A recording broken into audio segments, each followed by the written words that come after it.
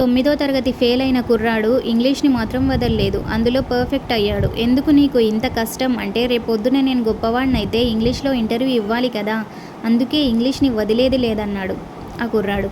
ఇది ఆత్మవిశ్వాసం అంటే ఎస్, ఆ కుర్రాడు మాటల వరకే పరిమితం కాలేదు, నిజ జీవితంలో ఆవిష్కరించాడు. ఈరోజు భారత క్రికెట్ చరిత్రలో తన పేరు లిఖించుకున్నాడు. అతనే హార్దిక్ పాండ్యా. బంగ్లాలో ఫైనల్ ఓవర్ వేసి భారత్ను గెలిపించాడు. 2016 టీ20 ప్రపంచ కప్లో భారత్ బంగ్లాదేశ్తో తలపడుతోంది. ఇక అందరూ భారత్ గెలుపు మీద ఆశలు వదిలేసుకున్న వేళ భారత్ ప్రజల ఆశలను తన భుజాన మోస్తూ బౌలింగ్ చేస్తున్న వ్యక్తి లాస్ట్ ఓవర్లో 3 బాల్స్కు ఇక 2 పరుగులు చేస్తే బంగ్లాదేశ్ గెలుపు.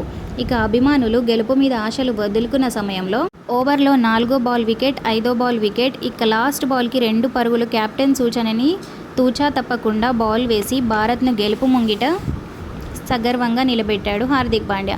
ఇప్పుడు చాలా ఫేమస్ క్రికెటర్, కానీ అతను పుడుతూనే గోల్డెన్ స్పూన్ను నోట్లో పెట్టుకొని పుట్టలేదు.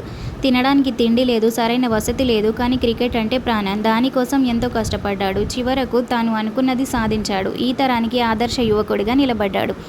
తినడానికి తిండి లేని ఓ యువకుడు 9వ తరగతి ఫెయిల్ అయ్యాడు.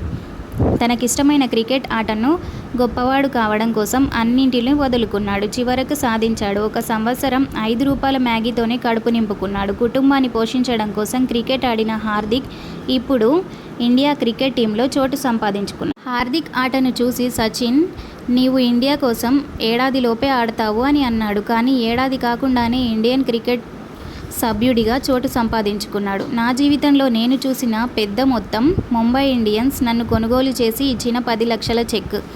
ఈ ఒక్క చెక్తో మా కుటుంబానికి ఉన్న అప్పులన్నీ తీరిపోయాయని చెప్పాడు. ప్రస్తుతం కీలక ఆల్రౌండర్గా ఎదిగిన హార్దిక్ పాండ్యా మెరుపు లాంటి ఫీల్డింగ్, పొదుపు బౌలింగ్తో పాటు బ్యాటింగ్ చేయడంలో కూడా దిట్ట. దీంతో భారత్కు ఆల్రౌండర్గా హార్దిక్ నిలిచాడు.